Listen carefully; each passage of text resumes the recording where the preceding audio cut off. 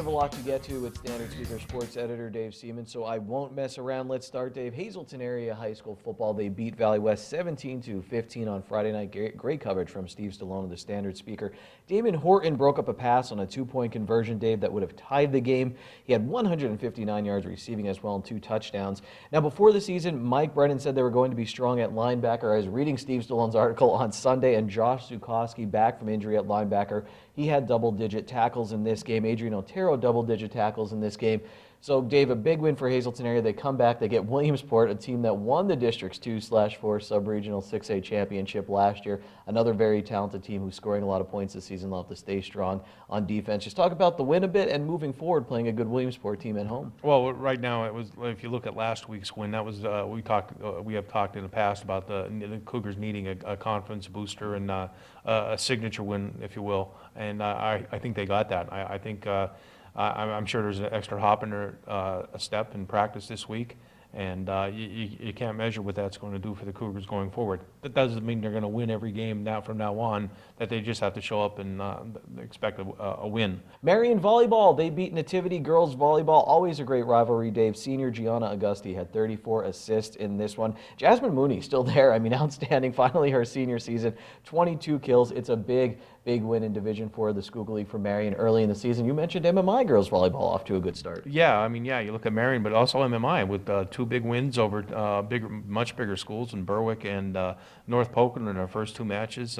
Lauren Banyas had a really great game at the net, and they distributed the ball to the hitters for the Lady Preppers, and off to a 2-0 start. And you get the build experience playing against the bigger schools if you're MMI, and then hopefully it pays off when you get to the District 2 Class A tournament, because Lady Preppers have shown that they can compete in that tournament. Last year they took Blue Ridge to the limit.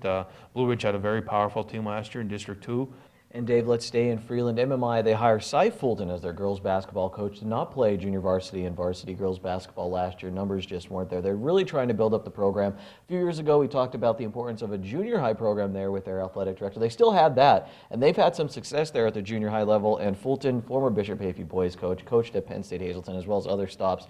When he was at Penn State Hazleton, I talked with a ton of his players. They loved playing for him, so it seems like a great hire and someone who could really get the program moving in the right direction. Yeah, you got to love the enthusiasm of a Cy Fulton, a guy who's been coaching almost 4 decades now, and as like you said, he's had a lot of success at Bishop Hayfie. When I started following high school basketball way back when, he had a bunch of dynamite teams in the mid-'70s, and teams that went to the district playoffs, state playoffs, and always an Anthracite League contender.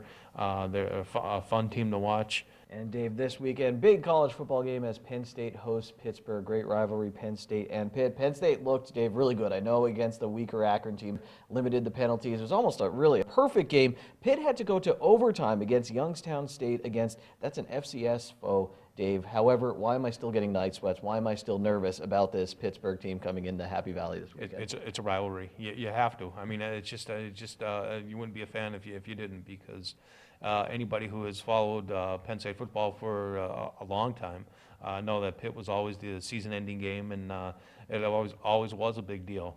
Quadri Henderson is back, an AP preseason All-American, Dave. Great punt returner. Running back had 70-some yards in week 1 as well. They did lose some big names from last year's team, Pitt. I think Penn State will get the job done this week. And I agree with you. I think it might be a little bit closer than people may think. Yeah, there's no doubt about it. Coach Narduzzi he did a fabulous job when he was at Michigan State as defense coordinator. He knows the Penn State personnel probably better than any coach in the Big Ten at this point.